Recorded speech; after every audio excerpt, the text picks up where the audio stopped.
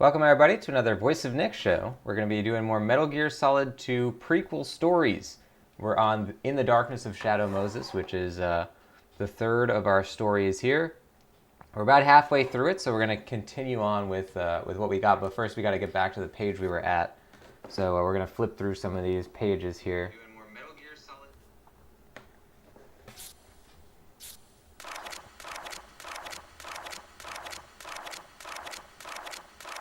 In the story so far, we're following Nastasha, who it's kind of giving us the behind the scenes of what she was doing while Snake was infiltrating Shadow Moses Island.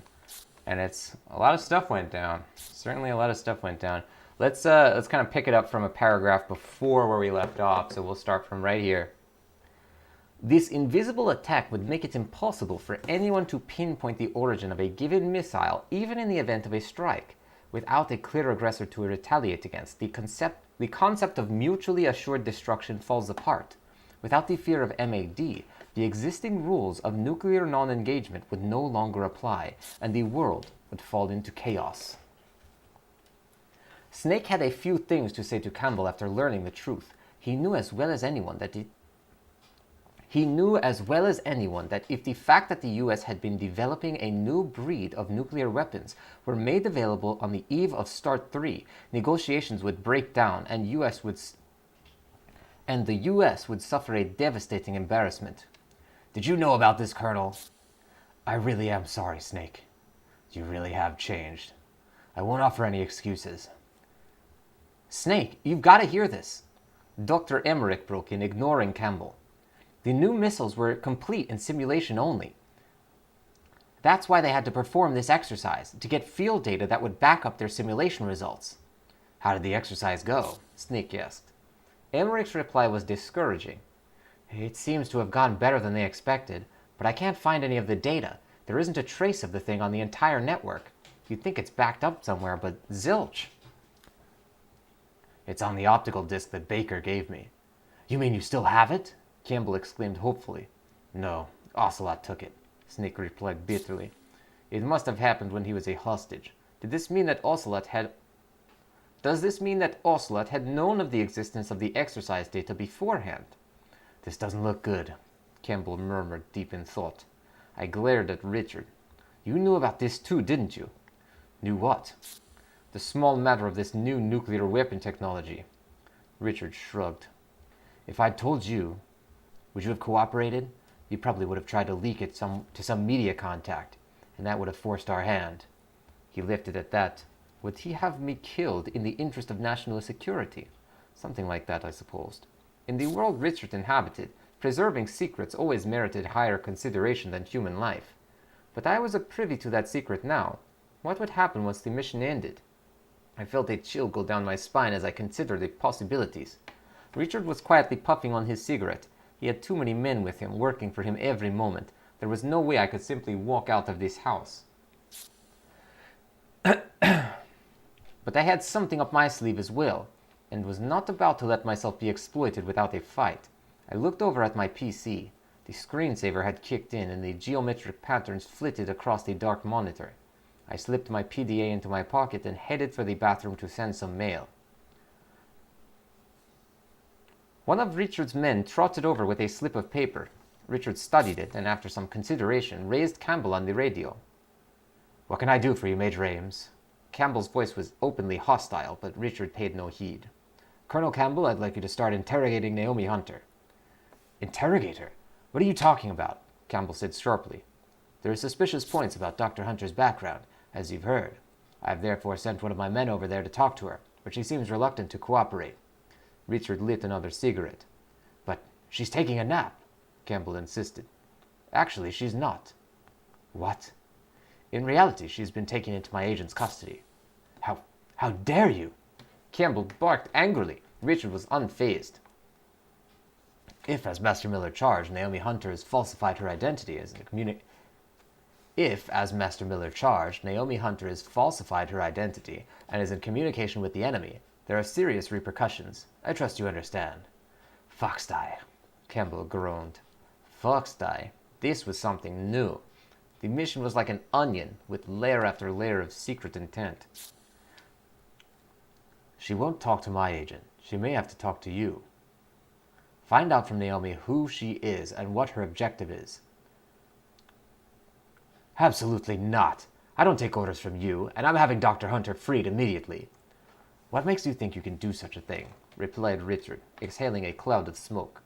There was a long silence. Who exactly the hell are you? I could hear the barely suppressed rage in Campbell's voice. The DIA wouldn't have the authority to send a man into a Navy submarine and hold someone prisoner. Richard did not answer. Campbell continued. And that's not the only thing. Nothing has been done through the usual channels, including the way you induced Snake and I to cooperate. This mission isn't even official business, is it? So who else can mount such a major operation? Campbell suddenly broke off as though struck by something. Is it possible that... the Patriots? He murmured. Richard ignored Campbell's outburst. Does it matter what I am? It doesn't change the fact that your life, not to mention your precious Merrow's life, is in my hands. Isn't that right? This time it was Campbell's turn to be silent. I had never suspected that his participation in the mission had been arranged by force. The colonel was literally fighting for his and his niece's life. Think it over carefully, Colonel. Richard's voice was the coldest I had ever heard. There was no reply from Campbell. And Snake has no need to know about any of this. We will need his full cooperation at this point. Just tell him that Naomi was a terrorist spy and was apprehended while sending them a coded transmission. Do you expect me to betray a friend, keep him in the dark? Campbell objected furiously. A friend? Are you referring to Snake? Richard smiled coolly. Do you really think he considers you a friend anymore? He had hit a sore spot. Campbell had no answer. Richard moved in for the kill. You've already lied to him too many times. Against my will, under your threats. Campbell was roaring, but Richard barely seemed to register his anger. Certainly that's not an issue. You were, after all, giving him false information and relaying false orders to him on your own accord. Then there's Foxdie. I could almost see Campbell grinding his teeth in frustration and rage. Do you still have the right to call yourself his friend? There was nothing Campbell could say. You'll cooperate with us, understood? Understood. The transmission ended. Who are the Patriots? Richard looked away towards another direction at my query. What are you talking about? Don't BS me. He turned towards me. His gaze was icy. Nothing you need to know about. By the way, not that I need to remind you, but don't mention Snake. But don't mention to Snake that things don't concern him. And if I do? Richard's stony silence answered my uncompleted question. I was too far into this business and suddenly seemed to sense danger everywhere. What do you intend to do with me once this mission is over? Nothing. Don't expect me to believe you. Richard allowed himself a brief, oddly sad smile. I suppose I can't. In the meantime, Snake was inching towards the launch code entry interface. At that point, he received a call from Master Miller. Snake, we need to talk about Naomi Hunter. The Colonel's looking into that. Turn the monitoring off. All right, it's off. Mission control is out of the loop. You want to tell me what this is about? Snake believed that he had switched us off, but I could still hear everything. Radio malfunction? I guess not.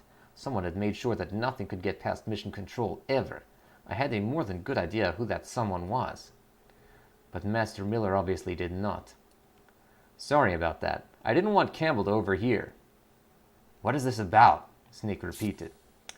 I have a contact at the Pentagon. He told me that a new assassination tool had been recently developed under DIA guidance. I looked over at Richard, but he pretended not to notice. Assassination tool? Snake was asking. Snake, have you ever heard the term Foxdie? I tensed. There was that word again. First Richard, then Campbell, now Miller. It seems to be a virus that can target specific individuals. I don't know the details. Miller continued. Richard examined expressionless next to me. Richard remained expressionless next to me. So, what are you getting at? Snake raised his voice slightly, sounding annoyed by Miller's roundabout methods. They share common features. What shares common features? The deaths. The Arms Tech president and the DARPA chief. Or I guess I should say decoy octopus. They both died of what looked like a heart attack, right? Yeah. Well, it seems that a death by foxdie virus looks like a case of heart attack. After a moment, Snake spoke up. Are you saying that Naomi was the one who set this up? Snake, think. Did Naomi give you any kind of a shot? The nanomachines, Snake murmured. Snake had in fact been injected with nanomachines and anti-hypothermia compound before the start of the mission. Was Miller suggesting there was a killing virus in the mix as well? One thing's for certain, she's in the best position to perform some kind of this One thing's for certain, she's in the best position to perform this kind of sabotage. But we still don't know her motive or objective. What about the Colonel? Snake asked after a lengthy silence, his tone brooding and full of doubts. I don't know, and I don't think he's interrogated her yet either. All right, I'll ask him. It's heating up here, ladies and gents. I'm going to take a sip of water.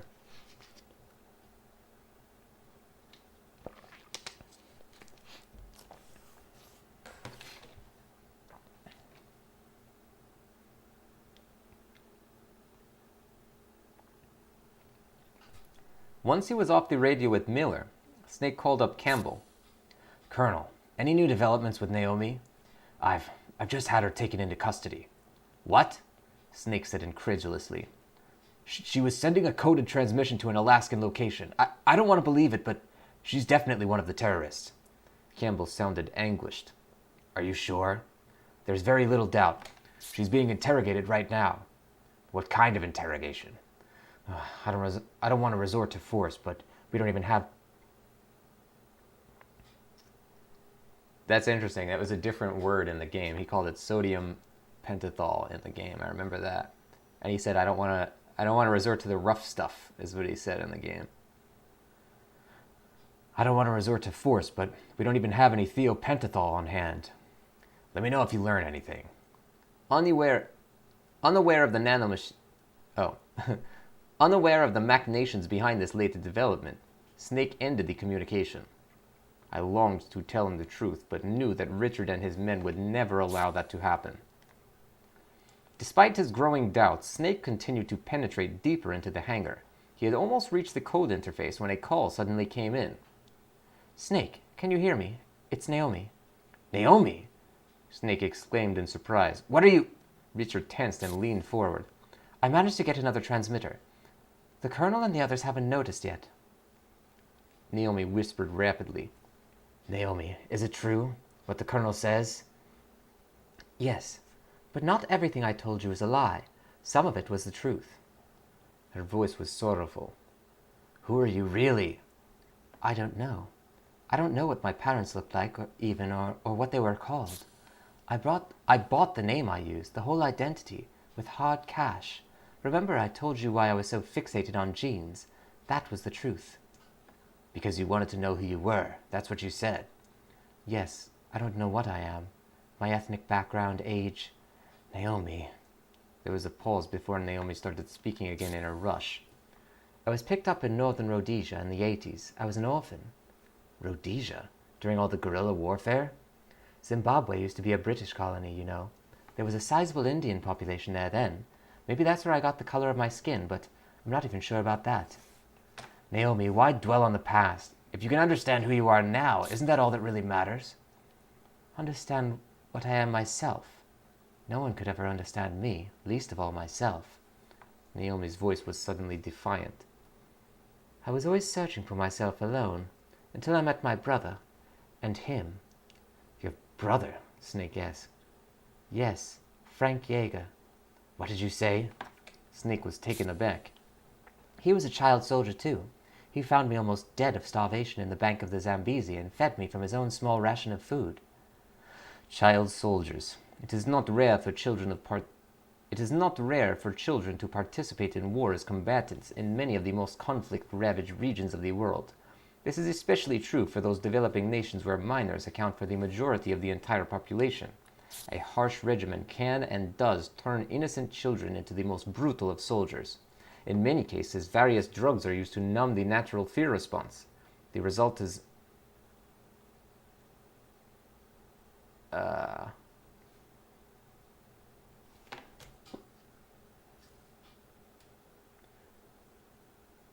Uh, the result marks them out for posting to the front lines of the fiercest battlefields and to scouting duties in the minefields. Yes, the man you destroyed is my brother, Frank Yeager, my only family, Naomi said quietly. That's impossible. Gray Fox is your brother. Gray Fox is your brother. Snake could not hide his perturbation. We managed to survive hell together, all because he protected me. He was everything to me. He was the only witness to my existence, and the only one who made me feel like a real human being. Gray Fox brought you to the States. No, we met him in Mozambique. Him? Something seemed to click within Snake. You mean Big Boss? Yes, he led us here, finally made us free. But Frank went with Big Boss back to the wars, and when he came home to me, he was... Naomi broke off, the silence of smoldering anger, of irreparable loss. I promised myself that I would get you. You broke my brother as good as you killed him. You broke my brother. You as good as killed him. That's why I joined Foxhound, because I knew that I would run into you sooner or later. Well, you got your chance now. Snake seemed to be taking this all in stride. He was no doubt accustomed to being the target of the enmity of others. Yes, I've waited 2 years, you know, just for a chance to kill me. Exactly. 2 whole years waiting for you and no one else, yearning for revenge. It's almost like being in love. You still hate me? I wouldn't say that. There was a trace of hesitation in Naomi's voice. There are some things about you that I misunderstood. Was it... Did you kill your predecessor, that geneticist who was using Gray Fox for his experiments? You mean Dr. Clark? No, it was Frank that killed him. I covered up the whole thing, kept my brother safe. An uneasy silence fell. Is the ninja Gray Fox here to kill me? I don't think so. Frank is here to fight you, nothing more. I couldn't make sense of it at first, but I think I know now. A kind of a duel. He lives only for that, I think. Fox, Snake murmured, as though remembering the man who had once been his comrade. Tell me something, Naomi, he said a short while later. It's about Foxdie, isn't it? She said in a low, pained voice. It's a retrovirus. Kills only the designated person by first infecting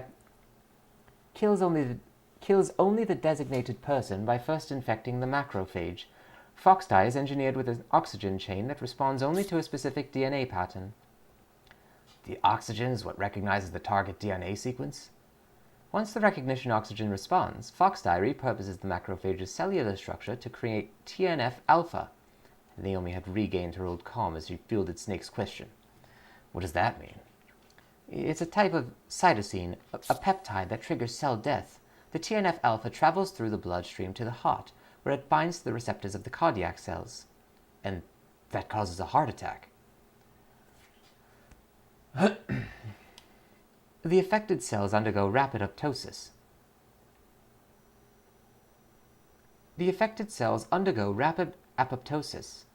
Apoptosis, and the owner of that heart dies. Apoptosis. I remember that. Programmed cell death for damaged cells. Snake murmured. The tense silence descended once again. Naomi. Yes? I know you programmed me to die. Naomi remained silent. Do I have any time left? Still no answer. Naomi, you have every right to take my life, but I can't die just yet. I still have work to finish. You have to listen. I'm not the one who decided on the use of Foxdie. Naomi burst out.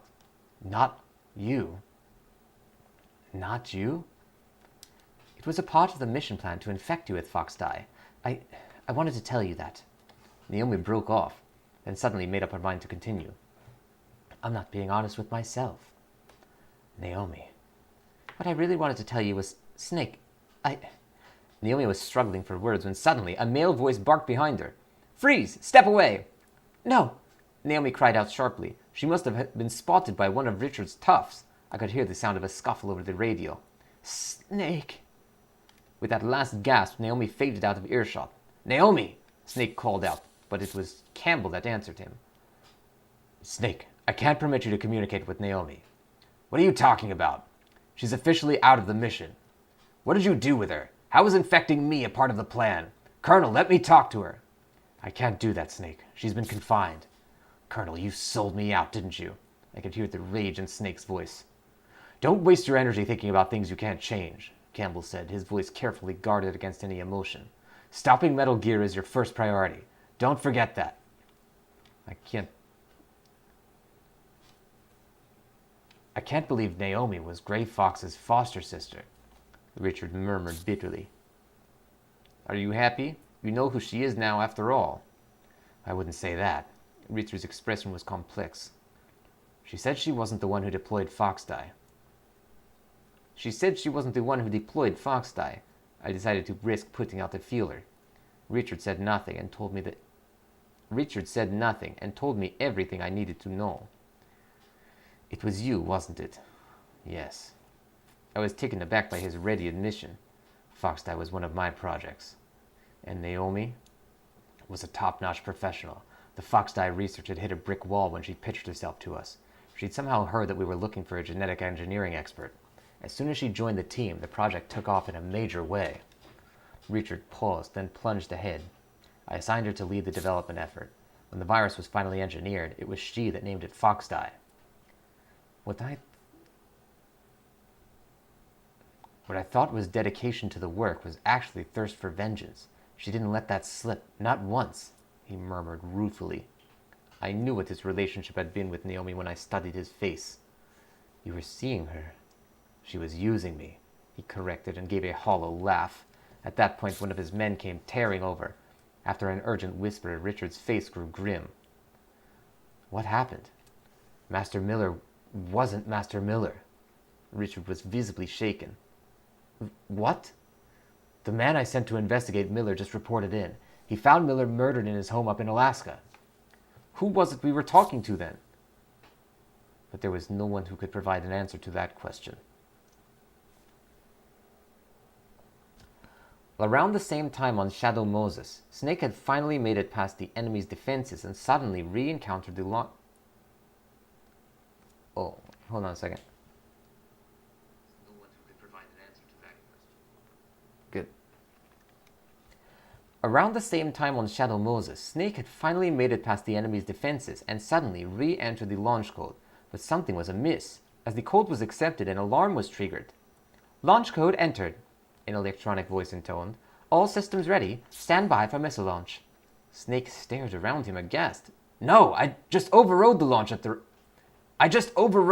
authorization, he cried. His questions were answered by an unexpected source when a radio call came in.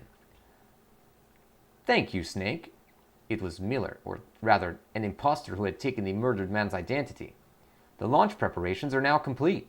Nothing can stop Metal Gear now. Master, what's going on? We're very grateful to you. Not only did you bring the key, you just entered the launch code for us as well. What? We never did get his part of the code from the DARPA chief. Even Mantis's abilities couldn't break through. And Ocelot managed to kill Anderson off before we could try anything else. As Snake listened in horror, Miller continued. You see, we couldn't launch the missile. Not even a warning shot. We were dead in the water with nothing to back up our demands. Master, what are you saying? With the launch code out of our reach, we had to fall back on another plan. We decided to have you work for us, Snake. What? Having Decoy Octopus impersonate the DARPA chief was part of it. We were trying to extract information from you, but Foxdie got to him first, Miller said savagely. Are you saying this whole thing was fixed? Snake asked through clenched teeth. And it was all to get me to unlock the launch sequence? The terrorist's mocking laugh rang out. Did you think you got this far thanks to your own abilities? Think again. Master, what about you? Are you a spy? The other continued as though he had not heard Snake's question. But everything's ready for the launch now. Once they get a taste of this new warhead, the White House will have to hand over the antidote, and they'll have nothing on us anymore ever again. Have nothing on you? What do they have on you now? The Pentagon's already accomplished what it set out to do with you. It happened right there in that torture chamber. You're the only one who's in the dark. It's not fun, is it, Snake? He sneered. Who are you? I'll tell you, if you manage to get to me. Where are you? Very close, Snake. Very close. Campbell suddenly broke in. Snake, that's not Master Miller. Hello, Campbell. It's a little late for that, the impostor said mockingly. Master Miller's body was discovered at his home. He's been dead 3 days. We didn't know sooner because the communication was down. According to Mei Ling, the transmission is originating inside the base. Then who are you? You've been talking to me all along, the man responded. Snake. His voice was suddenly changed, and I knew who it was. So did Snake. Liquid. Snake broke off communications and started to run. Metal Gear had already been activated by the time Snake reached it. Liquid was about to climb into the pilot's seat when Snake called out to him. The barrel of his SOCOM pointed straight at Liquid. Liquid! Are you going to shoot your own brother? Liquid remained languid. Why did you impersonate Miller? To manipulate you, of course, Liquid said conversationally as though the two were discussing the weather. It worked too. You did exactly what we needed you to do. Snake's indignity was compounded by Liquid's next comment. I'm sure your masters at the Pentagon agree. Why do you keep mentioning them? You don't even question the orders that you're given anymore, Snake? Where's your pride? A warrior reduced to a pawn? Liquid sighed exaggeratedly. All this, stopping the nuke, rescuing the hostages. It's a charade. Charade? Snake was taken aback. All the Pentagon wanted was to effect a meeting between us, Liquid explained, obviously enjoying Snake's reaction. That's how the Arms Tech president and decoy were gotten rid of. Can't be. Actually, it can. The point was to selectively kill us off and retrieve our extremely expensive genetically engineered corpses along with Metal Gear. You were sent in by the Pentagon merely as a Fox-Die vector. Snake was in shock. That's insane. And Naomi, was she working with the Pentagon all along? That's what they thought. But she, it seems, wasn't quite as soft as they read her to be. What do you mean? I have ears at the DoD. Naomi apparently managed to make some tweaks to the virus right before the mission. Her motive and objective are unknown. I heard Richard's impatient grunt beside me. Is that what you had Naomi arrested for, to discover why she did what she did? Snake challenged. Very good. It's disappointing that it was nothing more than a run-of-the-mill revenge scheme. But we don't know what kind of changes she introduced to Fox-Die. Liquid fell silent for a moment, then continued. But enough of that. I've already added Fox-Die antidote to my list of demands to Washington. There's an antidote? Snake asked in surprise. There should be. Hunter would be the only one to know, but even that may not be necessary. Why not? You've successfully infiltrated the facility. We've all been infected with the execution virus according to their plan. Octopus and the Arms Tech president died of it for certain. But neither myself nor Ocelot, not to mention you, have shown any signs of infection. You're saying there may be a flaw in Fox-Die's targeting program. Who knows? But as long as you're healthy, I'm safe. We share the same genetic code after all. So we're twins, yes, but not in the ordinary sense. We're the flip sides of a counterfeit genetic coin. Enfant terrible. Liquid's voice grew hoarse with anger. You lucked out. They hand-picked all of our father's superior traits for you. Snake was silent. His father, Big Boss, was a part of the past he wanted to leave behind, a past tainted by the crime of patricide. But Liquid was not finished. Everything that was undesirable, I got. Or should I say, everything that was undesirable, I got. Or should I say that I was everything undesirable, left over from the creation process that was designed to produce you. The only reason I came into being was so that you could be born. How could I be the superior specimen? Oh, but you are. And I'm the dregs. You couldn't begin to understand what it was like starting out life as genetic garbage. The hatred and rage in Liquid's voice shook us and left Snake speechless. But it was me that our father chose, Liquid said slowly and purposefully. Is that why you're obsessed with Big Boss? Some kind of twisted love? Love! Hatred, my brother! He chose me knowing I was biologically inferior. Now I'm about to pay him back for that crime. Liquid laughed, mocking Snake's bewilderment. You couldn't understand that either. Someone who got the chance to kill his own father wouldn't. You managed to deprive me even of that revenge. But I will accomplish what our father dreamt of and never achieved. That's how I'll kill him, by surpassing him. Liquid ended his proclamation by leaping into Metal Gear's cockpit. Snake fired a burst from his SOCOM, but the bullets ricocheted off Metal Gear's armor. Damn! Snake gnashed his teeth as Liquid called out mockingly from the cockpit. Snake!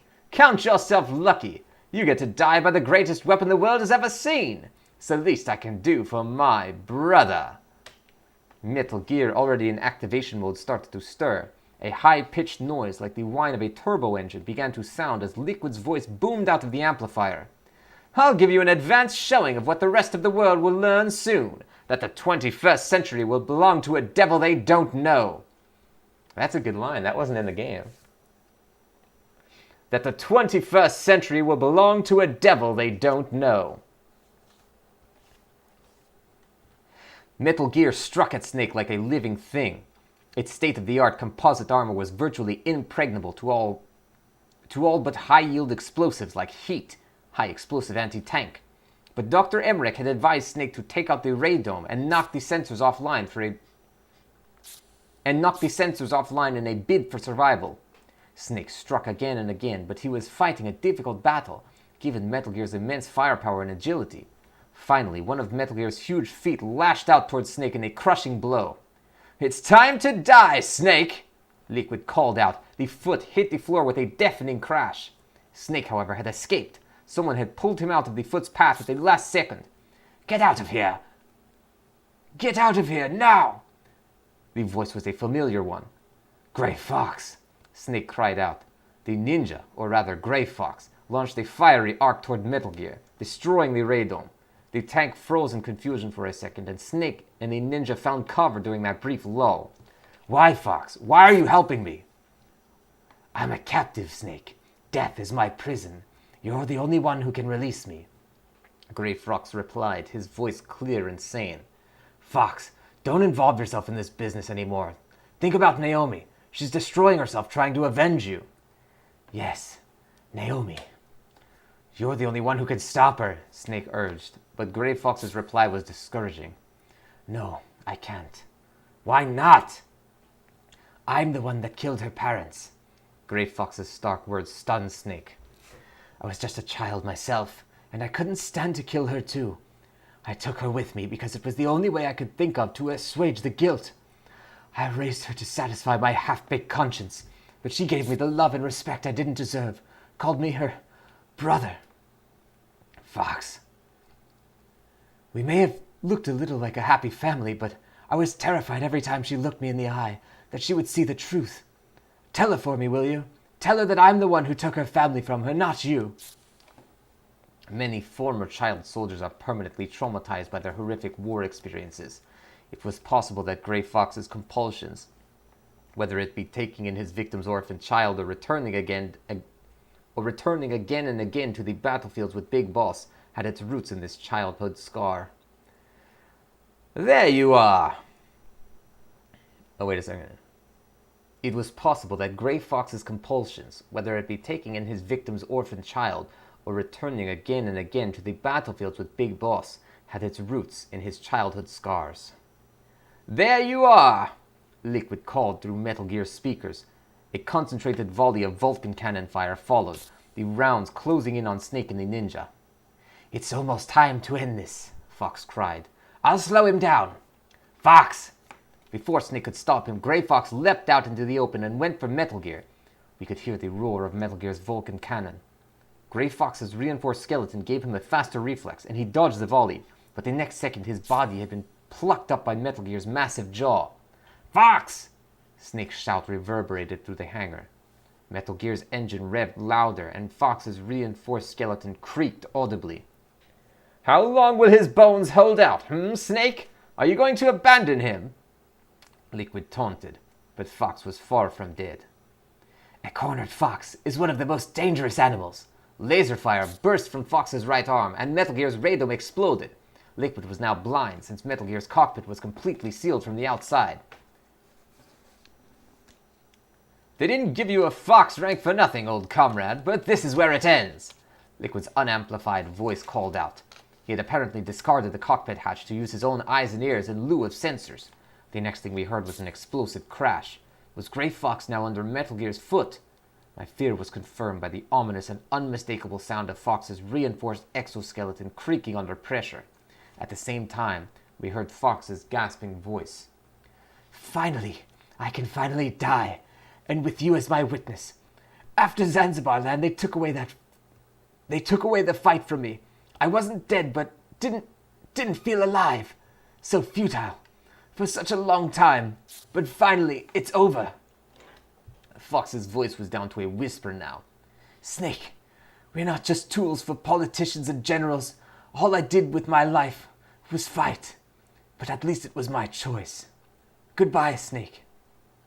With a dull crunch, his reinforced skeleton finally gave way. "Fox!"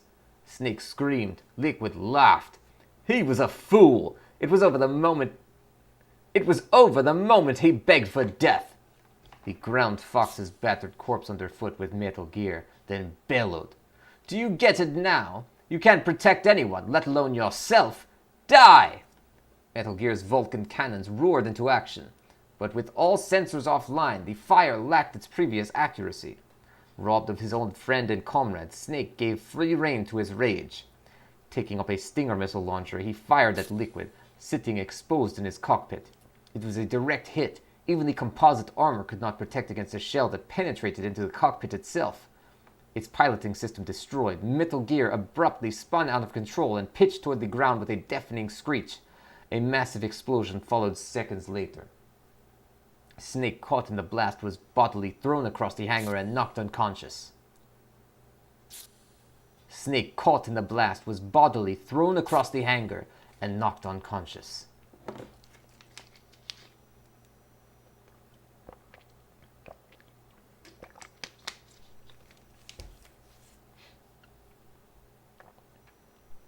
Snake was still out cold, but his radio was online. We could hear smaller explosions from the wreck of Metal Gear and the sound of flames greedily sucking up the leaking fuel. Snake showed no signs of coming around. A few minutes later, a sound of footsteps emerged from the general chaos. It was moving towards Snake. There was a faint murmur. "Snake, it's not over yet!" It was Liquid's voice. "Snake!" I yelled into the radio, but Snake did not stir. "Isn't there any way to wake him?" I asked Richard, but he shook his head. Liquid had reached Snake's side and, to our surprise, picked up Snake's limp body. He started to carry Snake, heading in the direction of Metal Gear's prone form. We listened, helpless, in a tense silence. It was Snake's battle. There was next to nothing we could do. Liquid had now climbed onto Metal Gear's back, where he carelessly laid Snake down. He apparently planned to simply wait for his adversary to regain consciousness. "So," Liquid said. Snake was still out of action. "I know you're listening. You have a radio implant in this one." It was clear that Liquid was talking to us. "You think you've pulled off Fox Die? Think again. You're never going to kill me with a thing like that. Never!" The knowledge that he was already infected with the killer retrovirus made no difference to Liquid Snake. It was a force of will that commanded respect. "You have no idea how excited I am, knowing that you're still out there. Revenge is a candy I've been deprived of for too many times." Revenge is a candy I've been deprived of too many times. The hatred in Liquid's voice was chilling. "You patriots!" At that moment, Snake let out a groan. He was starting to surface. "He's almost ready. Listen, all of you. When I've settled the score with this one, I'm coming after you next. I'm going to end your miserable lives in a way that'll make even the Reaper's stomach turn." "I look forward to it." Richard murmured starkly. Snake groaned again. He was apparently awake. Still a light sleeper, huh? Liquid said to Snake conversationally. Liquid, you're alive. You won't get rid of me, not as long as you're breathing. Sorry, your insurrection was a bust, Snake commented. Do you think I'll give up my fight just because we've lost Metal Gear? Liquid had lost none of his confidence. Your fight, Snake shot back. What's your real objective here? To make sure that the age of warriors comes again. Warriors like us, Snake. That's Big Boss's pet delusion all over again. No, his legacy! Liquid exploded at Snake's words. All throughout the Cold War, during the times of turbulence, the whole world wanted us. Gave us our due. We were needed. He felt silent, as if to mourn for the days that were no more. That's all changed. Hypocrisy and fraudulent peace are replacing warfare. There's a terrible emptiness that comes from losing an arena for your gifts. And the terror that you'll become a dinosaur, no longer useful. You must know that fear better than anyone. Snake had no reply to Liquid's entreaty. I wondered whether Liquid's words had found their mark. The prototype nuclear warheads will provide me with the leverage to acquire my campaign funds. The funds will make more global acts of terrorism possible. Violence begets violence, and this complacent world Violence begets violence, and this complacent world will erupt into confusion. Violence, mistrust, and conflict will compound each other and create more hatred. In our sphere of usefulness, the ecosystem of war will grow larger and larger. As long as human beings are around, there will always be war, somewhere in the world, Snake argued. There's no need to create more. It's a question of balance, Liquid responded in a flash. The balance that our father fought for. And that's the only reason you need to do this? It's more than enough for me, and for you too. It's not the kind of thing I want. Not now, not ever. Liquid laughed at Snake's dogged refusal. You're lying. Why do you think you're here? You've been lied to, betrayed by your own team. But you still wouldn't abandon the mission. Why? Snake could not answer. I'll tell you why, Liquid continued. Because you enjoy it. The thrills and the kills. No, that's not... Snake was struggling for words, but Liquid cut in. Are you going to deny it? You've killed dozens of my men today. But that was... As Snake faltered, Liquid laughed in contempt. Every time you delivered the kill shot, your face brightened up. No. There's no reason for you to deny your own killer instincts. That's what we were created for, after all. What we were created for. What we were created for. It was all the encouragement Liquid needed to reveal the details of a secret project known as Les Enfants Terribles. It was the 1970s. The US had not yet awoken from the nightmare of Vietnam War, when a plan was hatched by the key figures in the government to artificially create the ideal soldier. The man selected to serve as the genetic template for the project was the most famous living mercenary of the time, Big Boss. Big Boss was, however, incapable of reproducing, a result of past... Big Boss was, however, What is it? Hold on. Big Boss was, however, incapable of reproducing, a result of past war injuries. As a result, his body cells were harvested for a cloning attempt. In addition to the existing analog cloning protocol, the program incorporated the so-called super baby technique. The super baby technique involves carefully dividing the fertilized egg whose nucleus had been switched with that of the donor cell. The result is usually 8 zygotes, which are then implanted into a surrogate's uterus. 6 of the embryos are strategically aborted over a period of time in order to boost the growth of the remaining 2. We started out as octuplets, Liquid reflected. Octuplets. Snake was clearly taken aback. 6 of our brothers were killed so that we could be created. We've been causing death and destruction even before we breathed outside air. That left the 2 of us, 2 zygotes that shared the same DNA. But there was one more sacrifice to be made. One of the embryos was engineered to manifest the full potential of its genetic makeup, at the expense of the other one, which was purposefully relegated to the bottom of the curve. You are what you are, Solid Snake, thanks to the death and deprivation of your brothers." Liquid surveyed the stunned Snake and smiled. "But if you think that I'm the only sibling you have left, think again." "What?" "The genome soldiers. They were bred from our father's DNA too. The only difference is that they're not analogs of him like we are." Liquid went on to tell him an astonishing story.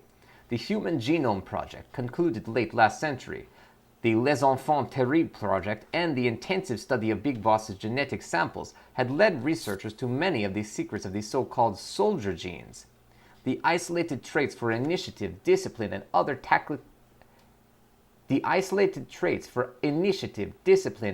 tactically desirable characteristics had been secretly integrated into the genetic structure of next-generation Special Forces soldiers. "All these commandos you murdered on the base were your brothers." "The genome soldiers." "Incomplete creatures, certainly. Forcibly grafted with a piece of Big Boss's genetic sequence, but still family. They share in the family dysfunction, too. Their lives also cost someone dearly." "How so?" "Human experiments," Liquid hissed angrily.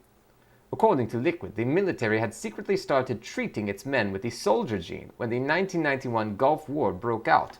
The unexplained Gulf War syndrome among the returning personnel was apparently one of the gene therapy's unfortunate side effects. "That means that those Gulf War babies born to the vets are..." Snake asked, stunned. "Exactly. Our earliest siblings." "And the next generation Special Forces were the finished product?" "Finished?" Liquid sneered. "Hardly. They're defective. We all are. On a path to extinction, if you will." "What did you say?" "You ever heard of the law of biological asymmetry? There's a natural tendency toward left-right asymmetry. On the other hand, species that ran out of genetic diversity are on the path to extinction." "Oh. On the other hand, species that ran out of genetic diversity and are on the path to extinction start showing complete symmetry. That's what's happening to the genome soldiers. And to us." Snake stared at Liquid in bleak shock. "Every one of us is dying on a genetic level. The question is when the decline will start. That's why I need our father's body, to get some answers." "You expect me to believe," Snake asked, "that you demanded Big Boss's body so you can save yourself and the genome soldiers?" "Siblings start out life competing, but they always band together against outside threats. Why do you think that is?" Liquid waited for Snake to respond, but the latter said nothing. "It's because they share your genes, and by helping them, the chances of your genes making it to the next generation are bettered. Natural selection favors nepotistic species. The instinct to help our kind is an inherited trait." "Your DNA is ordering you to help these Your DNA is helping you to... Oh. Your DNA is ordering you to help these genome commandos?" Snake asked skeptically. But Liquid agreed in reverential tone. "No one can go against a genetic destiny. We were born for the sole purpose of recreating Father's DNA in its basest and most ideal incarnations. I will follow my destiny and surpass it. I can break my own biological curse, and that's why I'm going to kill you, Solid Snake." He spoke quietly, but it was clear that he meant every word. He suddenly called out in a different tone. "Look behind you." "Meryl!" Snake exclaimed. Meryl was apparently lying behind Snake. I guessed that she had been brought there before Liquid had carried Snake onto the roof. "Is she alive?" "I wouldn't know. She was definitely breathing a few hours ago, though. She kept calling your name over and over again," Liquid said coolly. "Meryl, she's a fool to fall for a man who doesn't even have a name." "I do have a name." "I do have a name." "No, you don't. And no past and no future. That's the way it is for all of us," Liquid shouted. "The only thing we do have are instructions written into our father's genomes." "Liquid, let Meryl go." "After we settle things between us. We're just about out of time." "Are you talking about Foxdie?" "No, the Pentagon. It seems that the DoD came to a decision when they heard about Metal Gear's destruction. They were not even interested in a Bonder report at this point. Ask your Shadow Campbell if you want. He likes to listen, doesn't he? Snake raised Campbell on the radio. Colonel, can you hear me? I'm here. What's the Pentagon up to? Damn, it's hard to do some of these voices for extended amounts of time. What's the Pentagon up to? You better tell me, Colonel. The Defense Secretary's personally taken control of the mission. He's on an AWACS heading your way. For what? An airstrike. Campbell replied bitterly. What? That's not even the bad news. A bomber just took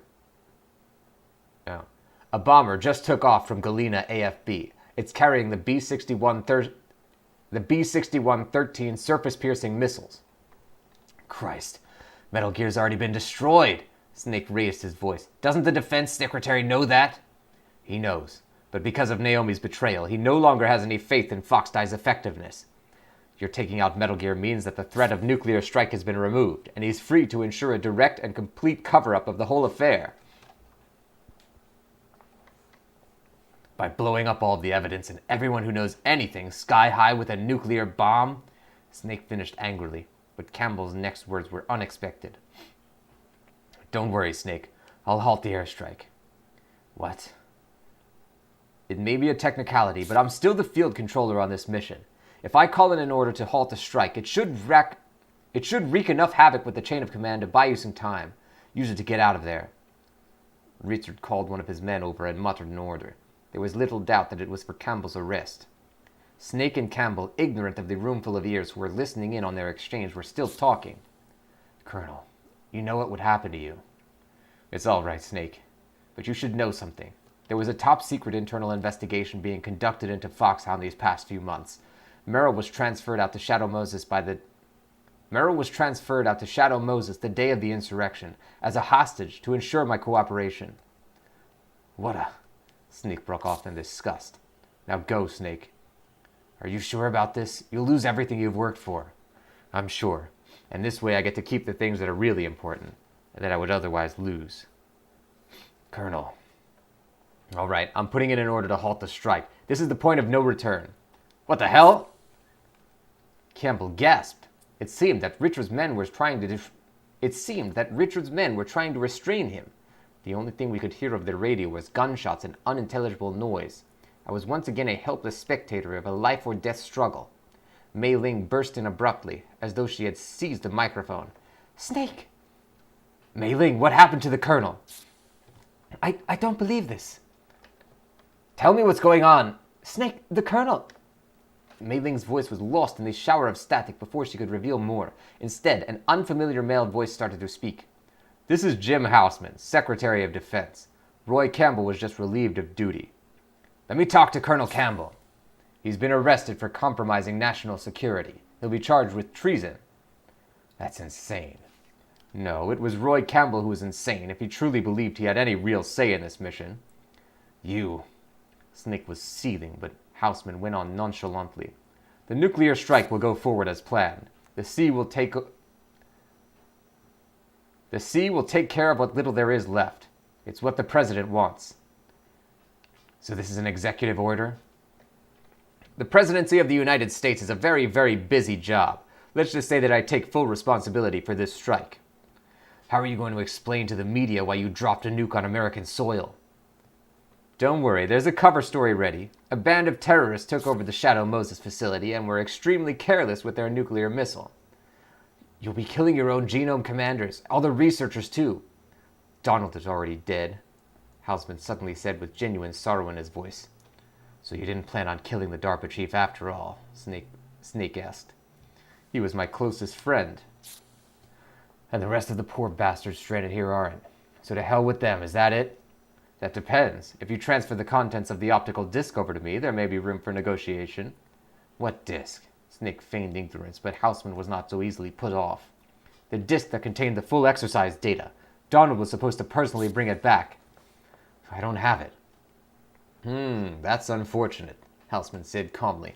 The fact remains that the two of you are a liability. You belong to an age no one cares to go back to. and you have the potential to needlessly embarrass this great nation. No, you cannot be permitted to ever leave that island. Take the time until the airstrike to catch up, then rest in peace. You're a ghost of the Cold War after all. The transmission ended.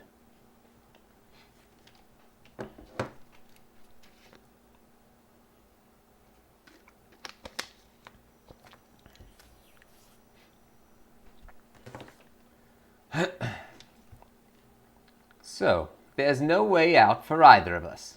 I heard Liquid laugh as he approached Snake. We'll settle the score before the cavalry arrives. Snake rose to his feet. You've taken everything from me, Liquid said, and I will reclaim it all, including my rightful biological heritage, right here. The two snakes closed in on one another. The final battle was about to begin. Snake and Liquid had engaged each other in a fierce hand-to-hand combat, but Richard had other things to attend to. He had one of his men open a radio channel. Yes, what is it? I realized with surprise that the person he had called was none other... Yes, what is it? I realized with surprise that the person he had called was none other than the Secretary of Defense, Jim Houseman. An airstrike was an unwise decision. Richard sounded displeased. With a nuclear-armed stealth bomber airborne, a complete cover-up is no longer an option. They are not happy with this. They are not happy with this. It's the only way to destroy the evidence. The results will bear out the correctness of my decision. There will be no results. I've already aborted the airstrike. How dare you? Houseman started to roar, then suddenly petered out. He had no doubt remembered the powers that be that stood behind Richard. What do you intend to do, then? He asked with barely suppressed rage. There's another viable way to salvage the situation. Make me take the fall? I don't think so. Houseman's voice shook with fury.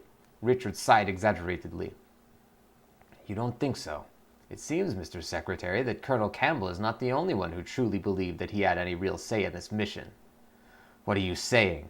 I heard the sound of scuffling on the other end. Hey, what do you think you're doing? Get your hands off of me! Houseman had apparently been restrained.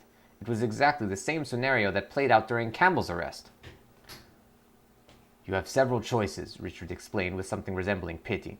It's up to you which ending this particular story has. I myself would suggest a quiet retirement from public life.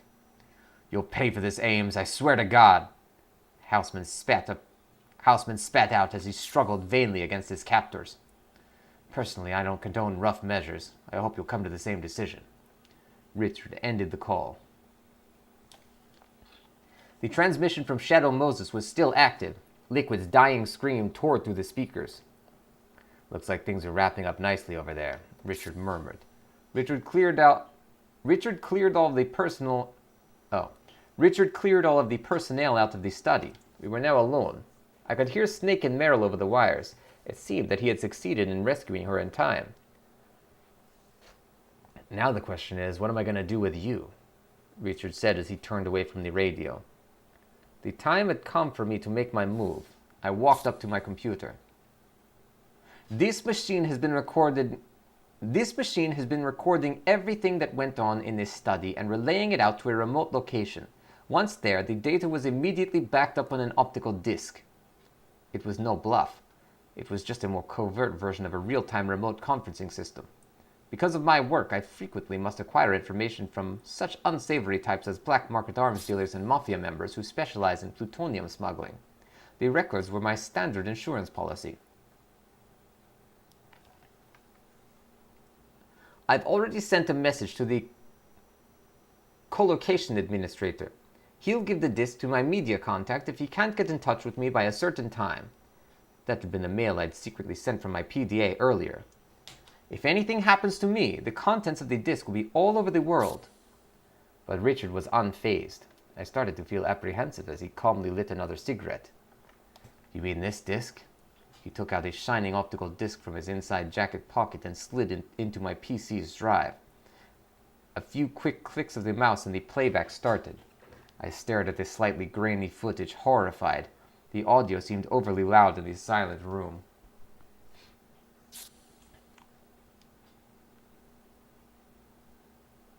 You should be hearing from him soon. You clear on how to use the radio? Richard's voice was raspy in playback, but it was definitely the data I had seen. Richard's voice was raspy in playback, but it was definitely the data I had secretly collected and sent out. How? You shouldn't underestimate me, Richard said as he ejected and pocketed the disk. Everything in this house has been vetted and monitored since the operation started. Nothing got in or out without my knowing about it, including electronic signals. That email you sent from the bathroom never got to its destination. He'd seen right through me. With that realization, I felt strength leaving my body. The game was up. But even if you managed to get this data out into the world, that wouldn't have guaranteed your safety. No one would have believed yet another conspiracy theory, least of all the press. Your people would have made sure of that, I'm sure. Instead of answering, Richard snubbed out his cigarette and slid his right hand inside his jacket. There was an awkward bulge there in the clean line of his tailored jacket. It was where he kept his gun holstered. Cold sweat trickled down my back. I was slowly backing away from Richard, and I did not even realize the fact until my back hit the wall. There was no way out. Are you really prepared to kill me? I could not hide the tremor in my voice. You should know the answer to that, he said quietly, looking me straight in the eye. Then he pulled his hand out from under his jacket, and I instinctively shut my eyes. But even after what felt like an eternity, the muffled shot and the pain I was expecting did not come. I warily opened my eyes and saw what was in his hand. It was not a gun, but a disc. Everything you ever wanted to know about Foxdie. Richard walked up to me and placed the disc in my hand. As I said, a recording of what took place in this room won't guarantee your safety. There's no solid proof, just talk. It can easily be denounced as a fabrication and covered up. But the Foxdie data is a different story, he continued. This disc contains everything about that project, from its origins to the names of every individual involved. As long as you have this as insurance, they won't be able to touch you. Why, Richard? He did not answer my question. You better get out of here quickly. Your car is just out back. What about you? That's not something you need to worry about. But you don't need me, Nastasha, and I have things to take care of. Why are you doing this? I asked again. Why are you doing this? I asked again. You'll figure it out someday. Do what you have to do, all right? He suddenly held me close and put his lip... You'll figure it out someday. Do what you have to do, all right? He suddenly held me close and put his lips on mine. As we broke apart after a long kiss, he whispered in my ear, I wanted to do this again, just one last time. And then he gently eased me away. Now go, hurry. There was a gravity in his voice that allowed only one response. I nodded and sped out of the room. That was the last I ever saw of Richard Ames.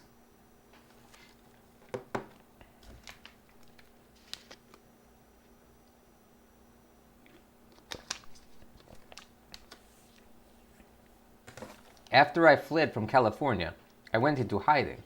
There has been no sign of pursuit for now. The terrorist incident on Shadow Moses Island came to a conclusion with the destruction of Metal Gear and the death of Liquid Snake. The United States government, however, has not yet officially acknowledged the incident. The roster of the dead included Liquid Snake, Psycho Mantis, Sniper Wolf, Decoy Octopus, and Vulcan Raven.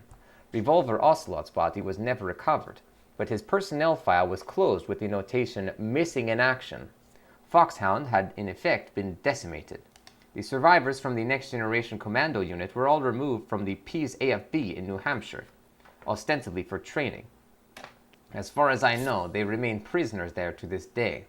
The government has repeatedly denied allegations of genetically engineering super soldiers, but the rumors that the research continues remain persistent. The deaths of Donald Anderson, the DARPA chief, and Kenneth Baker of Arms Tech ended the development of a new Metal Gear. The Metal Gear Rex unit itself had been all but completed under Hal Emmerich's leadership, but my source at Lawrence Livermore indicated that the Railgun Warhead delivery system had not been fully operational. Apparently, there had been some serious issues with the railgun's targeting accuracy. This was no doubt the reason Baker entrusted Snake with the exercise data, and Jim Houseman, the Secretary of Defense, had so aggressively pursued its whereabouts. The data is now lost, and the development program has been closed down.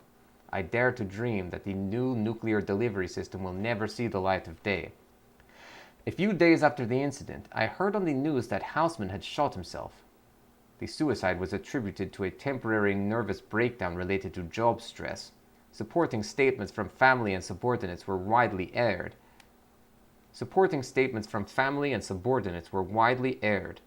The airstrike ordered for Shadow Moses was glossed over as an unfortunate evidence of the late Defense Secretary's unraveling mental state. I remembered Houseman's words from the final hours of the mission, and thought I knew what had really happened. He had refused to take the fall and paid for the defiance with his life. The record of the Shadow Moses incident and the Fox-Die data disk that Richard gave me are still under my vigilant guard. The Fox-Die program data covers Naomi's careful analysis of the unauthorized reconfiguration she had made to the virus. The information showed that Snake was indeed one of the targets for the deadly retrovirus, but the incubation period had been changed to a wildcard value. Even Naomi herself did not know when the virus would awaken within Snake. It must have been the best revenge she could think of, condemning him to live in this fearful limbo. Colonel Roy Campbell was released after the Defense Secretary's own arrest, and is once again enjoying his retirement.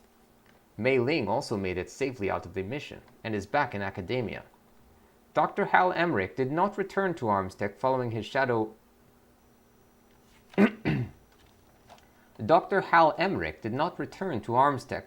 rescue from Shadow Moses. His whereabouts are unknown, but there is some indication that he made his way to England, where he has family members. Snake and Merrill appear to have successfully made it off Shadow Moses Island. I could, however, find no trace of them. I hope that the same is true for those who have an interest in seeing them silenced.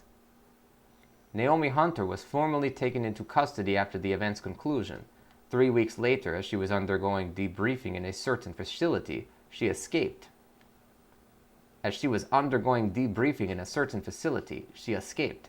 She has not been heard of since. Officials were close-mouthed about the circumstances of the escape, but inquiries into other quarters elicited the fact that someone had broken Naomi out of the base. I knew of only one person who could have breached the base's tight security and successfully led someone to freedom. And then there was the matter of Richard Ames. I called in a favor and had an inquiry made to the DIA about one Major Richard Ames. The agency's response was that there was no DIA personnel fitting that name and description. Buying my safety and freedom had been a costly act for Richard.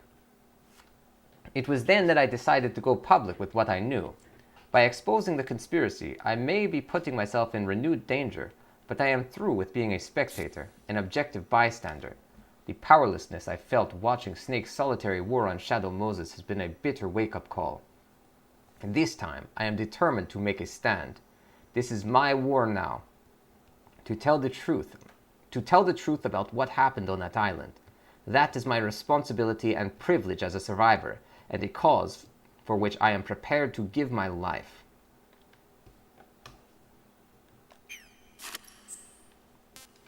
Wow, ladies and gents. In the Darkness of Shadow Moses. So we've now gone through all three of these previous story segments. Those were really well put together. I enjoyed that a lot.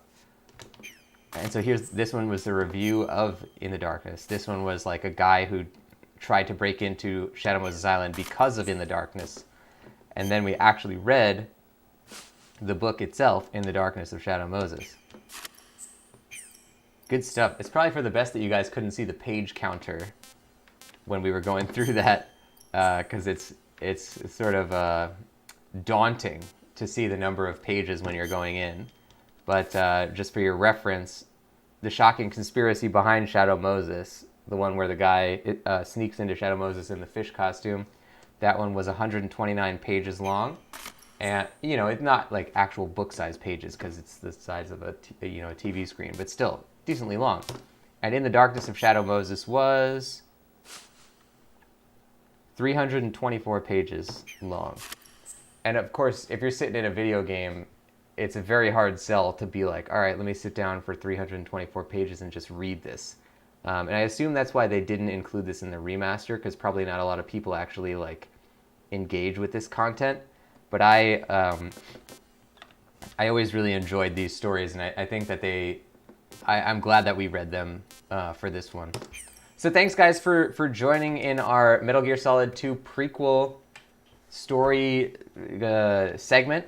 The next episode of Metal Gear Solid 2 will be beginning the game itself, so stay tuned for that. It's going to be a good time. Guys, thank you for joining. If you don't know the channel you're watching, it's called The Voice of Nick. On here I stream 3 times a day, 7 days a week. We play story-based games, and they're what we call ultra-blind playthroughs, which means I don't talk over story or cutscene moments, but I do request no one utilize their pre-existing knowledge of the game or the franchise. If you want to see more of what happens on here, you can type !games in the chat. You'll get a full list of all 5 concurrent gameplay series going, including Metal Gear Solid 2. And if you like what you saw, don't forget to hit that follow. Now, guys, I'll see you on the next one. Thank you for watching, and bye-bye.